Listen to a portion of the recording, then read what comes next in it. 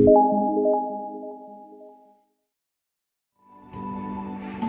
good evening to all of you. உங்கள் அனைவருக்கும் இயேசு கிறிஸ்துவின் ஏற்ற நாமத்தில் மாலை வணக்கத்தை நாங்கள் தெரிவித்துக் கொள்கிறோம். I believe all of us are doing fine and well in the Lord. கர்த்தருக்குள்ளாக நாம் ஒவ்வொருவரும் பலனடைந்து சந்தோஷமாக இருக்கிறோம் என்று சொல்லி I நாங்கள் would just விசுவாசிக்கிறோம். give you an announcement before we go into the Lord's word. தேவனுடைய வார்த்தைக்கு கடந்து செல்வதற்கு முன்பாக உங்களுக்கு ஒரு முக்கிய அறிவிப்பு ஒன்றை Now, நான் தருகிறேன். every day morning I have been sending you a devotion from the book of Jeremiah. அனுதினமும் காலை வேளைகளில் உங்கள் அனைவருக்கும் உங்கள் அநேகருக்கு நாங்கள் தியானங்களை போதகர் எரிமையா புத்தகத்தில் இருந்து அனுப்பி கொண்டிருக்கிறார். It is a devotion based on one particular chapter, or sometimes it is part of a chapter. சில நேரங்களில் ஒரு முழு அதிகாரத்தை குறித்து உள்ள தியானம், சில நேரங்களில் ஒரு சில பகுதிகளில் இருந்து இந்த தியானங்கள் செயல்பட்டு வருகிறது. The devotion is only about 8 minutes. இந்த தியானமானது ஏறக்குறைய ஒரு 8 நிமிடங்களுக்குள்ளாக காணப்படுகிறது. That is because there is the amount of space that I can record. ஏன்னா அந்த நேரத்துக்குள்ளாக தான் எங்களால் அனுப்பி வைக்க முடிகிறது. Now, for all TOC church members, at least most of them who are in Skudai, I send it to you through the WhatsApp.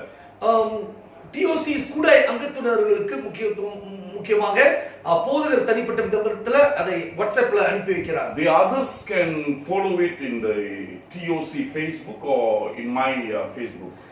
மற்றோர் இதை நீங்கள் நம்மளுடைய திருச்சபையின் Facebookல பின்தொடரலாம், இல்லாவிடில் போதகருடைய தனிப்பட்ட Facebookல. Especially for TOC members, I insist that you follow the Jeremiah devotion.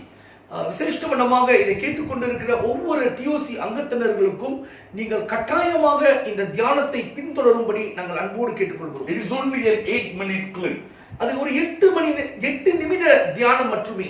And the reading of a particular passage will maybe take you lesser than that. அந்த பகுதியை நீங்கள் வாசிப்பீர்களானால் அது கூட அந்த 8 நிமிடம் கூட வந்து சேராது. But by the time we finish, you will understand the book of Jeremiah.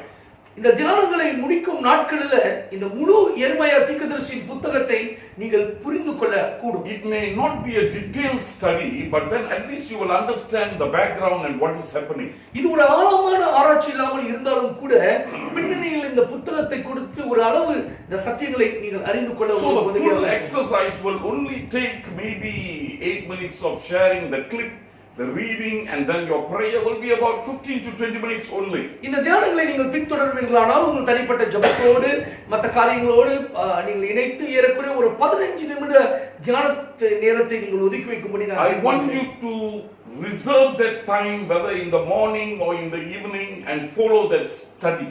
நீங்கள் ஒவ்வொருவரும் இந்த நேரத்தை ஒதுக்கி வைத்து பகலாக இருந்தாலும் சரி மாலையாக இருந்தாலும் சரி இதை அனுதினமும் உபசரிக்கும்படி நான் கேட்டுக்கொள்கிறேன். If you're not getting it directly in your WhatsApp, then probably I'm not having your phone number. அப்படி உங்களுக்கு தனிப்பட்ட விதத்துல இந்த தியானங்கள் உங்கள் போனுக்கு வாட்ஸ்அப்பின் மூலமாக வராமல் இருக்குமானால் அதற்கு காரணம் உங்களுடைய தொலைபேசியின் எண் என்னிடம் இல்லாமல் இருப்பதனால். So you got to send your phone number, your name to me. உங்களுக்கு இந்த பதிவுகள் இந்த தியானங்கள் தனிப்பட்ட விதத்தில் உங்களுடைய கைத்தொலைபேசியில் பெற்றுக்கொள்ள விரும்புவீர்களானால் தயவாக போதருக்கு தனிப்பட்ட விதத்தில் உங்களுடைய கைத்தொலைபேசி எண்ணையும் பேரையும் அனுப்பி வைக்கும்படி கேட்கிறேன். I actually do this bilingual in English and also in Tamil, different clips. இவைகளை 2 மொழிகளிலும் போதகர் செய்கிறார், தமிழிலும் ஆங்கிலத்திலும் 2 தியானங்களாக And every day I am sending about 300 over WhatsApp messages with these clips. ஏறக்குறைய 300 நபர்களுக்கு இந்த வாட்ஸ்அப் மூலமாக இந்த மெசேஜ்களை இந்த தியானங்களை அனுப்பி வைத்துக் கொண்டிருக்கிறார். So if you are not getting it, as I told you earlier, send me your number via WhatsApp or SMS. அப்படி உங்களுக்கு இந்த பகுதிகள் இந்த தியான பகுதிகள் தேவையாகுமானால் தயவு செய்து உங்களுடைய எண்களையும் உங்கள் பெயர்களையும் எனக்கு போதகருக்கு அனுப்பி வைக்கும்படி அன்போடு கேட்டுக்கொள்கிறோம். Okay, now let us go back to our scripture message for today. இன்றைக்குள்ள தியானத்துக்கு நம்மளுடைய கவனத்தை நாம் திருப்பிக் கொள்வோம். We are going to see Genesis chapter 5. ஆதியாகமம் 5ஆம் அதிகாரத்தை தியானிக்க போகிறோம். Especially the guy called the man called Seth. செத் என்ற மனிதனை குறித்து இன்றைக்கு நாம் தியானிக்க போகிறோம். In fact, we have been discussing or hearing sermons from Genesis before this Easter season. இந்த உயிர்த்தெழுந்த பண்டிகைக்கு முன்பாக பிரியமானவர்களே ஆதியாகமத்தில் இருந்து நாம் தியானங்களை செய்து கொண்டு வருகிறோம். And now I want to just continue in the Genesis, from the book of Genesis. அதனால் இப்பொழுது மறுபடியும் இந்த ஆதியாகம புத்தகத்திலிருந்து நான் தொடங்கி இந்த பிரசங்கத்தை. Now Genesis chapter 5 is the first genealogy that you will ever find in the Bible. வேதாகமத்தில் நீங்கள் பார்க்கிற முதல் வரலாறு பட்டியல் இந்த ஆதியாகமம் 5ஆம் அதிகாரத்தில் தான் காணப்படுகிறது. Now in Genesis chapter 3 verse 15 we discussed on that. We all know that God promised the seed of the woman will crush the head of the serpent. ஆதியாகமம் 3ஆம் அதிகாரம் 15ஆம் வசனத்தில் நாம் வாசிக்கிறோம், பெண்ணின் வித்தானது சத்துருவானவனின் தலையை நொறுக்கும் என்று வசனம் கூறுகிறது. And we all know that the Messiah was actually promised in that particular verse. அந்த வசனத்துல மேசியாவாகிய இயேசு கிறிஸ்துவை குறித்துள்ள தீர்க்கதரிசன வசனம் என்பதை நாம் அறிகிறோம். But now it looks like things are going to fail. ஆனா இப்பொழுது பார்க்கும்போது என்னமோ காரியங்கள் நிறைவேறாமல் போகிறது போல காணப்படுகிறது. Adam and Eve had 2 children. ஆதாமுக்கும் ஏவாளுக்கும் 2 பிள்ளைகள், Cain and Abel. கானும் ஆபேலும். And then you find that Cain killing Abel. ஆபேலை அவனுடைய மூத்த சகோதரன் கான் கொல்லுவதை நாம் And not only that, he deserted, he ran. கொன்னது மட்டுமல்ல, அவன் தலைமுறையாக ஓடி போகிறதை நாம் பார்க்கிறோம். Going away somewhere east of Eden and starting off a new generation of violence. அவன் வேற இலக்கை நோக்கி ஓடி போய் இருக்கிறதை நாம் பார்க்கிறோம். That you will read later when you come to the generation of Lamech. லாமெக்குடைய பரம்பரைக்கு நாம் வரும்போது அதை குறித்த அந்த கதையை நாம் அங்கு வாசிக்கலாம். So it looks like the seed of the woman might not materialize, the prophecy. அந்த தீர்க்கதரிசனம் நாம் பார்ப்போமானால் என்னமோ நிறைவேறாதது போல இங்க காணப்படுகிறது. But in Genesis chapter 5 verse 1, God introduces a new man. ஆனா ஆதியாகமம் 5ஆம் அதிகாரம் முதல் வசனத்துல தேவனாகிய கர்த்தர் ஒரு புதிய மனிதனை அறிமுகப்படுத்துகிறார். Adam and Eve had another son. ஆதாமுக்கும் ஏவாளுக்கும் இன்னொரு மகன் இருந்தான். By the name of Seth. அவனுடைய பெயர் செத். And then in that genealogy you will never find Cain and Abel. அவனுடைய முறையில பார்ப்போமானால் கேனியும் ஆபேலும் நாம் மறுபடியும் பார்க்கிறோம். Abel was already dead. ஆபேல் என்றவன் மரித்து விட்டான். And Cain has actually deserted the godly line. Can என்றவன் தேவனுடைய வழிபாடுகளை விட்டு பின்வாங்கி விட்டான். And now we find Seth coming into the scene. இப்போ திடீரென்று செத் என்ற மூணாவது மகன் வருகிறதை பார்க்கிறோம். Now why is this important? ஏன் இந்த மனிதன் இந்த பரம்பரையில? What I learned from this is that God's plan can never be frustrated. இது நமக்கு போதிக்கிற ஒரு முக்கியமான காரியம் என்ன என்றால் தேவனுடைய திட்டம் ஒருபோதும் அது தடைப்பட்டு போகாது. The sovereignty of God, people of God. தேவனுடைய மகத்துவம், all our foolishness, all our stumbling and all our sins will never ever frustrate the plans of God. நம்மளுடைய தப்பிதங்கள், நம்மளுடைய பாவங்கள், நம்மளுடைய குறைபாடுகள், நம்மளுடைய சாபங்கள் ஒருபோதும் தேவன் திட்டமிட்ட ஒரு காரியங்களை தடை செய்ய முடியாது என்று நீங்கள் புரிந்து கொள்ளுங்கள். Ephesians chapter 1 verse 11. எபேசியர் 1ஆம் அதிகாரம் 11ஆம் வசனம். I will read to you from the NLT version, New Living Translation. He makes everything work out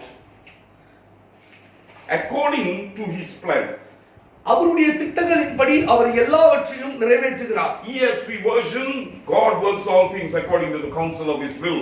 ESV பதிவின்படி ஆண்டவர் அவருடைய சித்தத்தின்படி எல்லாவற்றையும் செய்கிறார். What does the Bible say? What does Paul say? Pavul இங்கே என்னத்தை கூற வருகிறார்? He works out everything according to his plan. தேவனாகிய கர்த்தர் எல்லாவற்றையும் அவருடைய சித்தத்துக்கு நேராக செயல்படுத்தி வருகிறார். What you and I find displayed in this world in front of our eyes is actually the plan of God. பிரியமானவர்களே, நம் கண்களுக்கு முன்பாக வெளிரங்கமாக காணப்படுகிற தோன்றுகிற ஒவ்வொரு காரியங்களும் தேவனுடைய தீர்மானத்தின்படி நடைபெறுகிறவைகள். Nothing frustrates the plan of God. கடவுளுடைய சித்தத்தை எதுவும் தடை செய்ய முடியாது. The best man's failure on earth cannot frustrate the plans of God. மனிதனே சிறந்த மனிதனுடைய குறைபாடு இல்ல அவனுடைய வாழ்க்கையில செய்த தப்பிதங்கள் ஒருபோதும் கூட தேவனுடைய திட்டத்தை Psalm 115 verse 13. 115ஆம் சங்கீதம் வசனம் 13. Our God is in heaven, he does what he likes. நம் தேவன் பரலோகத்தில் வசிக்கிறார், அவருக்கு விருப்பமானவைகளை அவர் செய்கிறார். God is free, absolutely free, and God is sovereign, absolutely sovereign. கர்த்தர் அவர் சித்தம் கொண்டதை செய்வதற்கு அவர் சர்வ வல்லவர். அவரை தடை செய்ய ஒரு மனிதனாலும் கூடாது. The coming of Seth into the scene teaches me that. செத்தின் இந்த படத்துக்குள்ளாக இந்த கதைக்குள்ளாக செத் என்ற ஒரு கதாபாத்திரம் வருகிறது. இதை எனக்கு ஞாபகம் ஊட்டுகிறது. Cain failed, the eldest son, the first son. Can மூத்த மகன், அவன் தவறி போனான். The second son was murdered. இளைய மகன் ஆபேல் And கொலை then செய்யப்பட்டான். Seth comes. மூன்றாவது மகன் செத் வருகிறான். From the beginning, God is stamping in the scriptures and into our hearts that His plans, His promises will come to pass. Amen. வேதத்தின் துவக்கத்திலிருந்து கர்த்தர் ஒரு காரியத்தை நிலைநாட்ட விரும்புகிறார். நம்முடைய சிந்தனையில பதிக்க விரும்புகிறார். அவருடைய சித்தம் எப்பொழுதும் நிச்சயமாக நிறைவேறும் என்று. Why is this important? ஏன் இது நமக்கு முக்கியம்? 21st century church has something funny going on. இது ஏன் முக்கியம் என்றால் இந்த 21ஆம் நூற்றாண்டு திருச்சபையில கொஞ்சம் சிரிப்பாக கோமாளித்தனமான காரியங்கள் நடந்து கொண்டிருக்கிறது. We sometimes think we control everything. சில நேரத்துல நம்ம நினைக்கிறோம் நம்ம தான் எல்லாத்தையும் ஆளுகை செய்து நடத்தி கொண்டு இருக்கிறோம். And therefore God is actually a respondent. கடவுள் என்னமோ நம்ம செய்யறதுக்கு மறுமொழி செலுத்துகிறவராக மட்டுமே அவரை நாம் நினைத்துக் கொண்டு இருக்கிறோம். We command and it happens. நம்ம கட்டளை இடுகிறோம், அவைகள் நடக்கிறது. We call into things that are nothing and it comes into being. இல்லாதவைகளை நாம் அறிக்கை செய்கிறோம், நம்மளுடைய அறிக்கையின்படி அது உற்பத்தி ஆகிறது என்று நினைக்கிறோம். God is pictured like a servant in the skies. தேவன் என்னமோ நமக்கு ஒரு வேலைக்காரரை போல தொண்டு செய்வதற்காக வானங்களில் அசைவாடி கொண்டிருக்கிறது. Doing our bidding and serving us and making sure that all that we call or command come to pass. நம் வாக்குரைக்கிற ஒவ்வொரு காரியங்களையும் நமக்கு வேலைக்காரனை போல் அவர் ஆம் என்றும் ஆமென் என்றும் செய்து முடிக்க வானங்களில் அமர்ந்து கொண்டிருக்கிறது. The sovereignty of God was never questioned in the church about 500 years ago. ஏறக்குறைய 500 ஆண்டுகளுக்கு முன்பாக சபை வரலாறை நாம் வாசித்து பார்ப்போமானால் தேவனுடைய மகத்துவத்தை குறித்து யாரும் கேள்வி கேட்டது கிடையாது. One of the trumpet cry of the reformers was, God is on the throne. சபை புதுப்பித்தலின் காலம், மார்ட்டின் லூதரின் காலத்தில் வந்த ஒரு முக்கியமான போதனை என்ன என்றால் தேவன் சிங்காசனத்தில் வாசிக்கிறவர். We obey. நாம் அவருக்கு கீழ்ப்படியணும். We follow. நாம் அவரை பின்பற்றணும். We submit. நாம் நம்மை ஒப்பு கொடுக்கணும். We surrender. நாம் நம்மை தத்தம் செய்யணும். We listen to God and we respond. நாம் தேவனுடைய குரலுக்கு கேட்டு நாம் மறுமொழி But செலுத்தணும். somehow those things have changed now. எப்படியோ இந்த நூற்றாண்டு திருச்சபையிலே இது ஒரு மாற்றம் அடைந்து கிடக்கிறது. So I want you to understand this. இதை நீங்கள் புரிந்து கொள்வது அவசியம் தேவ பிள்ளைகளே. Cain may be no more. கேயின் இல்லாமல் போயிருக்கலாம். Abel could be murdered. Some accident can happen and he can just be out of the scene. ஏதோ ஒரு விபத்து இல்ல மரணத்தின் நிமித்தம் ஆபேல் அந்த சித்தத்திலிருந்து விலகி போயிருக்கலாம். But the one on the throne will bring Seth into the scene. ஆனால் சிங்காசனத்தில் வசிக்கிற தேவன் செத் என்ற ஒரு புதிய கதாபாத்திரத்தை. So that is the first thing that I learned in this particular passage. இந்த பகுதியிலே நான் கற்றுக்கொள்கிற முதல் காரியம் இது. God introduces Seth into this genealogy. ஆண்டவர் செத் என்ற ஒரு மனிதனை இந்த வரலாறுக்குள்ளாக கொண்டு வருகிறார். Secondly, people of God, இரண்டாவது தேவ பிள்ளைகளே, I also find that in the scriptures when man is at a hopeless state, God brings about a very, very powerful servant who will serve him. பிரியமானவர்களே, வேதாகமத்தை நான் தொடர்ச்சியாக ஆராய்ச்சி செய்து போகும்போது நான் என்னத்தை பார்க்கிறேன் என்றால் மனிதன் பலவீனமான நேரத்தில் ஒன்றும் செய்ய பலனற்று போய் இருக்கிற காலங்களில் கர்த்தர் வல்லமையான ஊழியர்களை எழுப்பி அவருடைய திட்டங்களையும் சித்தத்தையும் நிறைவேற்ற. The coming of Seth also teaches me that. செத் அந்த வரலாறுக்குள் வருகிறதை கூட இது எனக்கு போதிக்கிறது. It looks like humanity was going into chaotic orbit. ஆபேல் மரித்த பிறகு கேயின் ஓடினதுக்கு பிறகு மனித படைப்பு இனமோ திசை இல்லாமல் அலைந்து கொண்டிருக்கிற நிலையில what is happening? என்ன நடந்து கொண்டிருக்கிறது? The first born human being in this world became a murderer. முதலாவதாக பிறந்த ஒரு குழந்தை கொலைகாரனாக மாறிவிட்டான். The second one seems to be good one and he was the one who was murdered. இளையவன் இரண்டாவது நல்லவனை போல உதித்தான், அவனும் செத்து போயிட்டான், கொலை செய்யப்பட்டான். Everything seems to be going wrong. எல்லாம் தலைக்குப்புற வேறுமாறாக ஓடிக்கொண்டிருக்கிறது. Adam and Eve would have wondered what is happening. ஆதாமும் ஏவாளும் பிரமித்து நின்றிருப்பார்கள், என்னப்பா நடக்குது என்று சொல்லி. What kind of a life is this? என்ன விதமான வாழ்க்கைப்பா இது என்று. Everything looks hopeless. எல்லாம் நம்பிக்கையற்ற நிலையாக இருக்கிறது என்று சொல்லி புலம்பியிருக்க. But the Bible says Seth comes. ஆனா வேதம் கூறுகிறது செத் என்ற ஒரு மனிதனை கர்த்தர் கொண்டு வந்தார். 400 years the Israelites were suffering in Egypt. 400 ஆண்டுகள் எகிப்தியர்களின் கரங்களிலே இஸ்ரவேலர்கள் சிக்குண்டி தவித்துக் கொண்டிருந்தார்கள். Total darkness and hopelessness. முழுமையான இருள் சூழ்ந்த ஒரு நிலை, நம்பிக்கையற்ற ஒரு நிலையில் இருந்தார்கள். The Bible says வேதம் கூறுகிறது Moses came. மோசே வந்தான் என்று. During the period of Judges, நியாயாதிபதியின் காலங்களில் they were now in the land of Canaan. இவர்கள் கானான் ஊருக்கு வந்த பிறகு, but you will always know the echo in the book of Judges. There were no king those days and everyone did as what he liked. நாம் எப்பொழுதுமே அந்த நியாயாதிபதியின் புத்தகத்தில் வாசிக்கலாம், அந்த காலங்களில் ராஜாக்கள் இல்லாததனால அவர்கள் தங்களுடைய இருதயத்தின் படி செய்தார்கள் என்று போடப்பட்டிருக்கும். Some of the best men during the time of Judges were some of the worst and had severe weaknesses in their life. இந்த நியாயாதிபதியின் காலத்துல மிக சிறந்த குறிக்கப்படுகிற சில தலைவர்கள் கூட, நியாயாதிபதிகள் கூட மட்டமான பலவீனத்தில் விழுந்து போனவர்களாக காணப்பட்டார்கள். The priesthood, the temple was totally corrupted. ஆசாரியர்களும் ஆராதனைகளும் ஆலயங்களும் நாசம் கெட்டு போயிருந்தது. And then came Samuel. அப்பொழுதுதான் சாமுவேல் என்ற ஒரு மனிதன் உதித்தார். Look at the time of kings. ராஜாக்களின் காலங்களை We பாருங்கள். had very very bad kings. மோசமான ராஜாக்கள் அரசாண்டார்கள். Kings who worshipped idols. புறஜாதியின் தேவர்களின் விக்கிரகங்களையும் பின்பற்றி வந்த அரசர்கள் ஆளுகை செய்தார்கள். Even Solomon built temples for foreign gods. Solomon அரசன் கூட அந்நிய தேவர்களுக்கு ஆலயங்களை கட்டினார். But then came Hezekiah and Josiah. அந்த நேரத்தில் கூட ஹெசக்காயா, யோசியா என்ற நல்ல அரசர்கள் தோன்றினார்கள். What about after the exile? இவர்கள் சிறையிருப்புக்கு பிறகு வந்த பிறகு எப்படி the Israelites were thrown into Assyria and Babylon.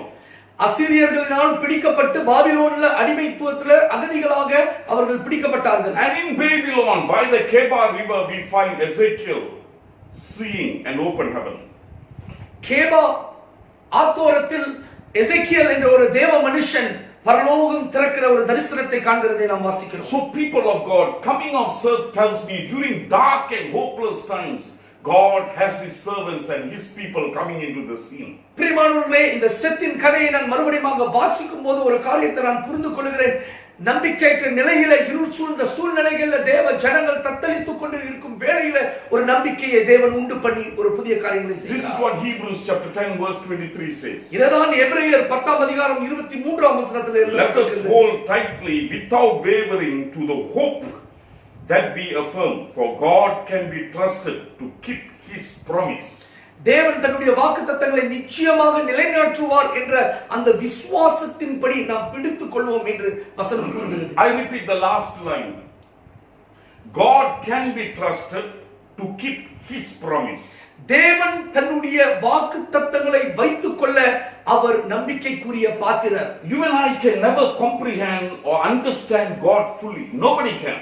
இந்த மனிதனாகிய நீங்களும் சரி, நானும் சரி, யாரும் சரி இந்த தேவனை முழுமையாக புரிந்து கொள்ளவே முடியாது. But what he has revealed is true and he can be trusted. ஆனால் அவர் வெளிப்படுத்தினவைகள் நிச்சயமாக சத்தியம். அந்த சத்தியத்தின் அடிப்படையில் இந்த தேவன் ஒரு நம்பிக்கைக்குரிய பாத்திரர். One of the truth that he has given us or revealed to us is that this is the God whom you and I can trust. ஒரு சத்தியம் அவரே வெளிப்படுத்தி இருப்பாரானால் இந்த தேவனை நீங்களும் நானும் எப்பொழுதும் நம்பக்கூடிய பாத்திரர். God can be trusted to keep his promise. தேவன் தன்னுடைய வாக்குத்தத்தங்களை நிறைவேற்றத்தக்க நம்பிக்கைக்குரியவர். Genesis chapter 3 verse 15, God gave a promise. ஆதியாகமம் 3ஆம் அதிகாரம் 15ஆம் வசனத்தில் ஆண்டவர் ஒரு வாக்குத்தத்தத்தை கொடுத்தார். 1 Cain or 1000 Cain or 1 million Cain can never frustrate that promise. அது ஒரு கேனாக இருக்கலாம், 1000 கேனாக இருக்கலாம், இல்ல பல கோடி கேனாக இருக்கலாம். ஆனா எவனும் தேவனுடைய திட்டத்துக்கு விரோதமாக நிற்க முடியாது. Hebrews chapter 11 gives us a list of people, old, young, great, and the common trusting God and winning the battle. எபிரேயர் 11ஆம் அதிகாரத்தில் நமக்கு பின்பாக விசுவாசத்தில் ஓடி முடித்த ஒரு நீண்ட பட்டியலை எழுத்தாளர் கொடுக்கிறார்.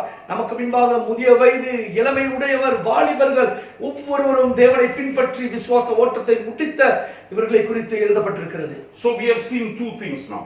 ரெண்டு காரியங்களை நாம் பார்த்து விட்டோம். God is sovereign. முதலாவதாக தேவன் சர்வ வல்லவர். No man can frustrate him.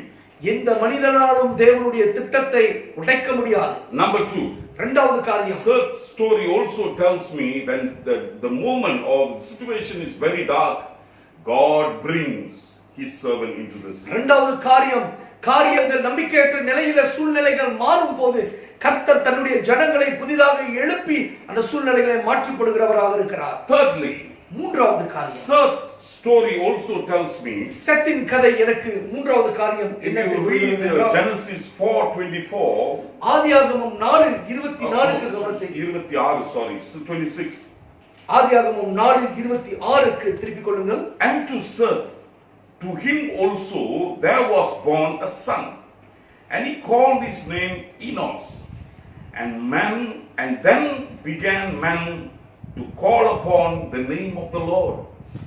செத் என்ற இந்த மனிதனுக்கு இனோஷ் என்ற ஒரு மகன் பிறந்தான். அதுக்கு பிறகு ஜனங்கள் தேவனுடைய நாமத்தை அழைக்க தொடங்கினார்கள் என்று போடப்பட்டது. And so we find in Seth's generation, the children of Seth joined together and called upon the name of God. நாம் வாசிக்கிறோம் இந்த செத்தின் தலைமுறையில செத்தின் பிள்ளைகள் தேவனை தேடுகிறவர்களாக காணப்பட்டார்கள். Not only God has one man to come in dark moments, தேவன் இருள் சூழ்ந்த நம்பிக்கையற்ற நிலையில செத்தென்ற ஒரு மனுஷனை மட்டும் எழுப்பவில்லை. the story also tells me that God will always have a group even in the darkest situation to call upon his name. இந்த கதையில என்னத்தை நமக்கு அறிமுகப்படுத்துவது என்றால் ஒரு மனிதன் மட்டுமல்ல, ஆனா ஒரு குழுவினரை, ஒரு கூட்டத்தை ஆண்டவர் ஆயத்தம் செய்து அவருடைய நாமத்தை அழைக்கும்படி இந்த நம்பிக்கையற்ற நிலையில அவர் ஆயத்தம் செய்து கொண்டிருக்கிறார். Look at Cain's generation. கேயினுடைய வரலாறை பாருங்கள். In Genesis chapter 4 verses 22 and 23 you will find Lamech, a man after the generation of Cain. கேயினின் வழிபாடை பின்பற்றி வந்தவன் லாமெக் என்ற ஒரு மனிதன் அழைக்கப்படுகிறான். 4ஆம் அதிகாரம் வசனம் 22 23ல போடப்பட்டிருக்கிறது. And in verse 23 he boasts about killing another man. 23ஆம் வசனத்துல அவன் பெருமை பறைசாற்றுகிறான் இன்னொரு மனிதனை கொன்று போட்டது. He comes to his wife and he tells them, அவனுடைய மனைவிகளிடம் வந்து அதை கூறுகிறான், நான் மற்றவனை கொன்று போட்டானே. I was outside in the field. நான் தோட்டத்தில் இருந்தேன். One man struck me. ஒரு மனிதன் என்னை அடித்தான். And I killed him. நான் அவனை கொன்று போட்டேன் என்று சொன்னான். That's what Cain's generation was doing. அதுதான் காயினுடைய பின்னணி, அவனுடைய சன்னதி செய்து வந்தாங்க. And here the generation of Seth were gathering together to worship God. ஆனா இங்கே பார்க்கிறோம் செத் என்ற ஒரு மனிதனுடைய தலைமுறைகள் ஒன்றாக இணைந்து ஒரு கூட்டமாக சேர்ந்து தேவனை ஆராதித்தவர்களாக காணப்பட்டார்கள். There will always be a group, people of God, a faithful group that will worship God. பிரியமானவர்களே, எப்பொழுதும் எந்த காலத்திலும் எப்பொழுதுமே ஒரு உண்மை உள்ள கூட்டத்தை ஆண்டவர் எழுப்பி வைத்திருப்பார். There will always be a majority seeking the broad way. எப்பொழுதுமே திறந்த வாசலுக்கு கடந்து செல்வதற்கு ஒரு பெரிய கூட்டம் இருந்தாலும் கூட, but there will be one man or a small group that will say, no matter what, we will walk in the narrow path. ஆனா ஒரு சிறிய குழுவினர் இல்லாவிடில் ஒரு மனிதனாகவும் இருந்து அந்த குறுகிய நெரிசலான வாசலில் உட்பிரவேசிக்க தங்களை ஆயத்தப்படுத்திக் கொண்டிருப்பார்கள். It doesn't matter whether we are accepted, recognized or tolerated. இந்த குழுவினரை மற்றவர்கள் அங்கீகரித்துக் கொள்கிறார்களோ, பெருமை பாராட்டுகிறார்களோ, மெச்சித்துக் கொள்கிறார்களோ அவசியம் கிடையாது. This group of people will say, we will worship truthfully as revealed in the scriptures, the true God. இந்த சிறு குழுவினர் நாங்கள் வேதாகமம் எங்களுக்கு கற்பித்த வண்ணமாக இந்த மெய்யான தேவனை ஆவியோடு உண்மையோடு மட்டுமே தொழுது கொள்வோம் என்று நினைப்பார்கள். Let me finish with this story. இந்த கதையோடு இந்த பிரசங்கத்தை நான் முடிக்க விரும்புகிறேன். A story from the scriptures. வேதாகமத்திலிருந்து ஒரு கதை. You will find it in 1 Samuel chapter 13. 1 Samuel 13ஆம் அதிகாரத்தில் இதை நீங்கள் Saul's வாசிக்கலாம். army was facing a battle, a sure defeated battle with the Philistines. பிலிஸ்தியர்களை எதிர்க்கும் போது சவுலுடைய ராணுவம் நிச்சயமாக தோல்வி காண போகிற ஒரு யுத்தத்துல பிலிஸ்தியர்களை சந்திக்கிறார்கள். Saul's army was frightened a lot. சவுலின் ராணுவம் அன்று பயந்து போனார்கள். The Philistines were ready to attack and they were there all over the place. பிலிஸ்தியர்கள் எல்லா இடத்திலும் அவர்கள் நிறைந்து விட்டார்கள். இஸ்ரவேலர்களை அழித்து போட யுத்தம் செய்ய வந்து விட்டார்கள். Saul had a son by the name of Jonathan. சவுலுக்கு ஜோனத்தன் என்று ஒரு மகன் இருந்தான். This is what the Bible says. வேதம் இவ்விதமாக கூறுகிறது. 1 Samuel 13:22. 1 Samuel 13:22. On the day of battle, யுத்தத்தின் நாளிலே there was neither sword or spear. யுத்தத்தின் நாளிலே பட்டயமோ கேடகமோ அங்கு காணப்படவில்லை. Found among the Israelites. இஸ்ரவேலின் கரங்களிலே பட்டயமோ except with Saul and Jonathan. சவுலிடமும் ஜோனத்தனிடமும் மட்டும்தான் பட்டயமும் கேடகமும் இருந்தது. Can you imagine going into war with two swords? உங்களால் சிந்தித்துக் கொள்ள முடியுதா? ஒரு யுத்தத்துக்குள் வெறும் இரண்டு பட்டயத்தையும் கேடகத்தையும் கொண்டு யுத்தம் செய்ய முடியுமா? Saul had a sword and his son Jonathan had a sword. சவுலுக்கு ஒரு பட்டயமும் தன்னுடைய மகனாகிய ஜோனத்தனுக்கு ஒரு பட்டயமும் இருந்தது. I don't know what the other guys had in their hand. மற்றவர்கள் கரங்களில் என்ன வைத்திருந்தார்கள் என்று தெரியவில்லை. Stones? விறகு குச்சியா இல்ல கற்களா என்று தெரியவில்லை. I mean, you're not going to fight against dogs, you're going to fight against Philistines. மிருகங்களையும் பிராணிகளையும் எதிர்த்து யுத்தம் செய்ய போவதில்லை, பிலிஸ்தீனர்களை எதிர்த்து யுத்தம் செய்ய போகிறார்கள். But this is what exactly the Bible says. ஆனா வேதம் இவ்வளவாக தான் கூறுகிறது. Only two swords ரெண்டு பட்டயம் தான் against an army of well-equipped Philistines. ஒரு முழுமையாக ஆயத்தமாக வருகிற ஒரு பெரிய பிலிஸ்தீனர்களின் பட்டாளத்தை எதிர்ப்பதற்கு ரெண்டு பட்டயம் தான். You know what was the outcome? Actually the war took place. You know what happened? அந்த போர் யுத்தம் அன்றைக்கு துவங்கினது. ஆனால் அதோட முடிவு என்ன தெரியுமா? The Bible says the Israelites won. வேதம் கூறுகிறது இஸ்ரவேலர்கள் ஜெயித்தார்கள். How was that? How did that happen? எப்படிங்க இது கூடும்? You must read 1 Samuel 14:6. 1 Samuel 14ஆம் அதிகாரம் வசனம் 6 நீங்கள் வாசிக்க வேண்டும். Jonathan goes into the battle. That means one sword now. Saul is not following. Jonathan is following. Jonathan is going with one sword. Jonathan தனி மனிதனாக ஒரே ஒரு பட்டயத்தை கொண்டு அந்த யுத்தத்துக்குள் செல்கிறான். And his armor bearer, he has no choice but to go with Jonathan. ஆனா அவனுடைய பின்னால அவனுக்கு கேடகமாகிய அவனுடைய வேலைக்காரன் ஜோனத்தனை பின்பற்றி வருகிறான். Jonathan turns to the armor bearer and says, he gives him a theological lesson. அங்கே ஜோனத்தன் திரும்பி பார்த்து அவருடைய கேடகத்தை சுமந்து வருகிற மனுஷனை பார்த்து அவனுக்கு ஒரு இறையில் பாடத்தை கற்பிக்கிறார். The best lesson that you and I can learn.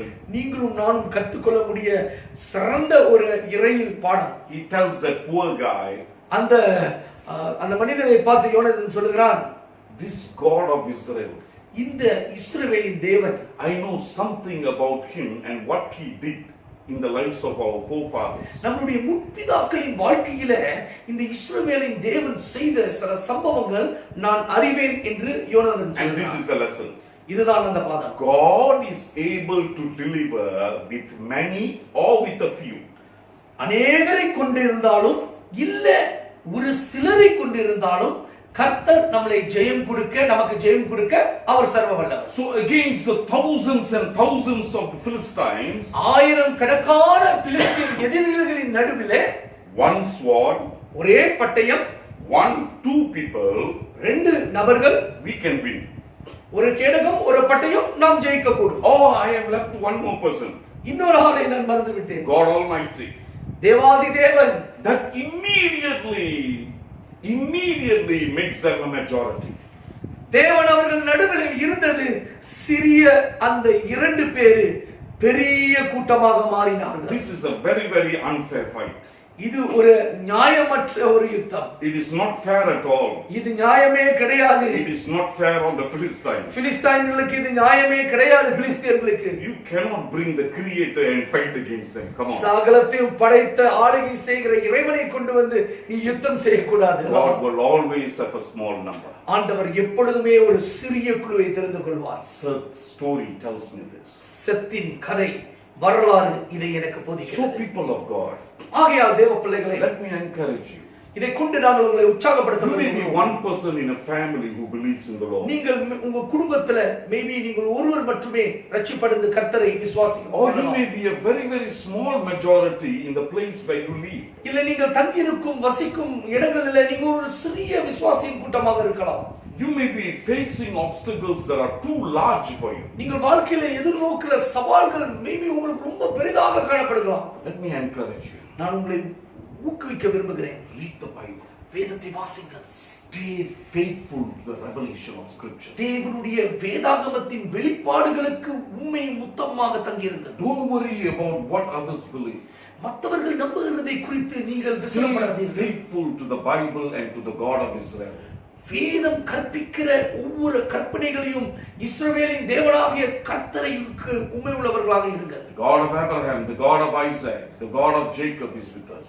ஆபிரகாமின் தேவன், ஈசாக்கின் தேவன், யாக்கோபின் தேவன், நம்மளுடைய தேவன் நம்மோடு இருக்கிறார். Jesus Christ is with us. இயேசு கிறிஸ்து நம்மோடு இருக்கிறார். The Father of Jesus Christ is with us. இயேசு கிறிஸ்துவின் பிதாவாகிய தேவன் நம்மோடு God is இருக்கிறார். with you. தேவன் உன்னோடு இருக்கிறார். Therefore, ஆதலால் you will become a majority. நீ ஒரு நாள் பெரிய ஜனமாய் மாறுவாய். It is not fair on your enemies actually. உன்னுடைய விரோதிகளுக்கு, உனக்கு எதிர்ப்பாக நிற்கிறவர்களுக்கு தான் நியாயம் இல்லை. So therefore, people of God, ஆதலால் தேவ பிள்ளைகளே, remember the story of Seth. சத்தின் கதையை நினைவு கூறுங்கள். Hold on to God. தேவனுக்கு பிடித்துக் கொள்ளுங்கள். Hebrews 10:23. எபிரேயர் 10:23. He is faithful to keep his promises and அவர் தன்னுடைய வாக்குத்தத்தங்களை நிறைவேற்றுவதற்கு உண்மை உள்ள தேவன். Let us pray. நாம் ஜெபிப்போமாக. Father, பிதாவே, we want to thank you for this short meditation. இந்த சிறிய தியானத்துக்காக நன்றி செலுத்துகிறோம். The coming of Seth into this godly line teaches me so many things, O Lord. இந்த தெய்வீக வரலாறுக்குள்ளாக செத் என்ற ஒரு மனிதன் வருகிறது எங்களுக்கு அநேக காரியங்களை போதித்து It வருகிறது. gives us so much hope, O Father. இது எங்களுக்கு அநேக நம்பிக்கைகளை கொடுக்கிறது. Nobody can frustrate your plan. உம்முடைய திட்டங்களையும் சித்தங்களையும் எந்த மனிதனும் தடை செய்ய The முடியாது. whole world and the devils from hell can join together, but they will never frustrate your plan. இந்த முழு உலகமும் ஆண்டவரே, இந்த நரலோகத்துல காணப்படுகிற எல்லா அந்தகார இருளின் வல்லமைகள் ஒன்று சேர்ந்தாலும் கூட உம்முடைய சித்தத்தை தடை செய்ய முடியாது. You are in heaven, you do according to your purpose. ஆமென். நீர் பரலோகத்தில் இருக்கிறீர், உம்முடைய சித்தத்தின்படி எல்லாவற்றையும் செய்து We முடியும். commit ourselves into your hands. நாங்கள் எங்களை ஒப்புக்கொடுக்கிறோம், Forgive us அர்ப்பணிக்கிறோம். our sins, O Lord. எங்கள் பாவங்களையும் குற்றங்களையும் மன்னித்தருள்வீராக. But we submit ourselves to the most loving hands. ஆனால் மிக கிருபையும் அன்பும் நிறைந்த கரங்களில் எங்களை நாங்கள் We அர்ப்பணிக்கிறோம். know that you care for us. எங்களுக்கு தெரியும் நீர் எங்கள் மேல் கரிசனை உள்ளது. We know that you love us so far. நீர் எங்களை நேசிக்கிறேன் என்பதை நாங்கள் அறிகிறோம். Our love for you is simply a response to your love first. உம்மை நாங்கள் நேசிக்கிறோம் என்று நாங்கள் கூறுகிறோமே, இதுவே நீர் முதலாவதாக எங்களை நேசித்த அன்புக்கு மறுமொழித்தாமே. Thank you for the courage. இந்த நம்பிக்கைக்காக நன்றி. Thank you for the hope. இந்த எதிர்காலத்துக்காக நன்றி. We pray, O Father, நாங்கள் ஜெபிக்கிறோம் that you will hold us always faithful to the call that you have given us. நீர் எங்களுக்கு கொடுத்த அந்த அழைப்பின்படி இறுதி பரியந்தமும் நாங்கள் உண்மை முத்தமாக நிற்க நீர் எங்கள் கரங்களை பிடித்துக் கொள்வீராக. Bless everyone who is listening. இந்த செய்தியை கேட்டுக்கொண்டிருக்கிற ஒவ்வொரு ஜனங்களையும் ஆசீர்வதி. Encourage them and strengthen them. ஊக்குவித்து பலப்படுத்துவீராக. In Jesus' name we pray. இயேசு கிறிஸ்துவின் நாமத்தில் ஜெபிக்கிறோம். Amen. ஆமென். ஆசீர்வாதம் பெற்றுக்கொள்வோம். கர்த்தராகிய இயேசு கிறிஸ்துவின் கிருபை, பிதாவாகிய தேவனுடைய அன்பு, பரிசுத்த ஆவியின் பிரசன்னமும் வழி நடத்துதலும் நம் அனைவரோடும் கூட இன்றும் என்றும் சதா காலமும் நிலைத்திருந்து காக்க கடவுது. ஆமென். ஆமென். என் ஆத்துமாவே கர்த்தரை ஸ்தோத்திரி, முழு உள்ளமே பரிசுத்த நாமத்தை ஸ்தோத்திரி. என் ஆத்துமாவே கர்த்தரை ஸ்தோத்திரி, கர்த்தர் செய்த சகல உபகாரங்களை மறவாதே. ஆமென். God bless you and கர்த்தர் ஆசீர்வதிப்பார்.